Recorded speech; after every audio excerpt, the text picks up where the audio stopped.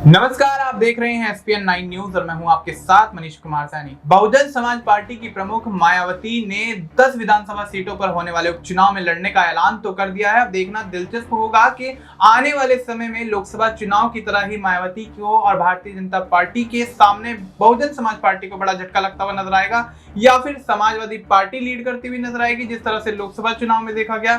तो अब देखना दिलचस्प होगा कि मायावती की तमाम जो रणनीतियां वो अभी से जो बनाती हुई नजर आ रही हैं उपचुनाव को लेकर, वो कितनी सफल होती हैं और कितनी विफल होती हुई नजर आती हैं। इस मुद्दे पर तमाम चर्चा जारी रहेगी। हमारे साथ माही मौजूद हैं। माही, बहुत बहुत स्वागत है आपका। माही, क्या कुछ लगता है कि मायावती का ये चुनावी सफर उपचुनाव में कहीं कुछ रंग लाता हुआ नजर आएगा या फिर एक बार फिर से लोकसभा चुनाव की तरह बड़ा झटका लगता हुआ नजर आएगा और यहाँ पर समाजवादी पार्टी सूबे में लीड करती हुई नजर आएगी? क्या कुछ कहना है आपका? जी बिल्कुल, देखिए जिस तरीके से मायावती भारत बंद को लेकर उत्तेजित हुई थी और लगातार कहीं ना कहीं भारतीय जनता पार्टी को घेरते हुए नजर आई थी, तो ऐसे में कहा जा सकता है कि मायावती अगर इसी दमखम के साथ वापस आती रही तो कहीं ना कहीं उनका खोया हुआ जनाधार फिर से मिल सकता है। लेकिन चंद्रशेखर आजाद रामन के आने की वजह से कहीं ना कहीं वो जनाधार उनका खोता हुआ नजर आया। वहीं दूसरी तरफ बात किया जाए कि वो इस बार के लोकसभा चुनाव में जिस तरीके से उनका प्रदर्शन रहा, इस बार के उपचुनाव और विधानसभा चुनाव में होगा या नहीं, तो उससे यही कहा जा सकता है कि मनीष, अगर वो अपनी रणनीति नहीं बदलती हैं और वही पुराने पैटर्न पे काम करती हैं, जैसे उन्होंने पिछली बार के चुनाव में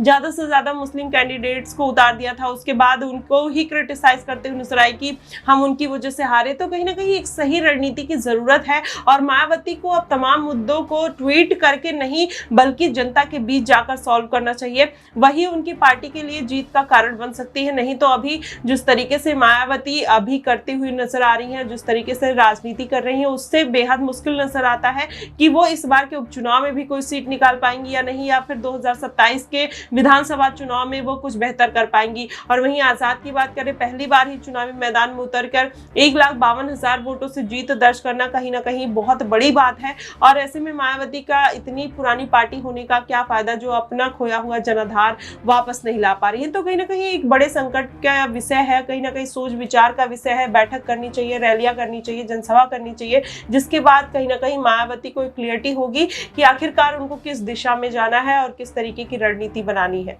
जी बिल्कुल, तब ऐसे में देखना दिलचस्प होगा क्या मायावती अपनी पार्टी को सूबे में मजबूत करने के लिए उपचुनाव में कुछ बड़ी जीत हासिल करती हुई नजर आएंगी, क्योंकि जिस तरह से देखा जा रहा है लोकसभा चुनाव में पिछड़ने के बाद मायावती ने आकाश आनंद की पार्टी में वापसी कराई, उत्तराधिकारी बनाया, नेशनल कोऑर्डिनेटर बनाया। अब देखना दिलचस्प होगा यहाँ पर जिस तरह से आकाश आनंद की भूमिका लोकसभा चुनाव में जो रही थी, क्या उससे बेहतर भूमिका निभाने में आकाश आनंद कामयाब होंगे और मायावती की बहुजन समाज पार्टी को कोई बड़ी जीत मिलती हुई नजर आएगी। और अगर जीत जाते हैं तो कितनी सीटें उनके पाले में आती हुई नजर आएंगी और विधानसभा चुनाव 2027 को लेकर मायावती आके कौन सा खेल खेलती हुई नजर आएंगी। फिलहाल आपको इस मुद्दे पर क्या कुछ लगता है? आप अपनी राय हमें कमेंट करके बता सकते हैं। बाकी देश और दुनिया से जुड़ी तमाम जानकारी के लिए आप देखते रहिए एसपीएन 9 न्यूज।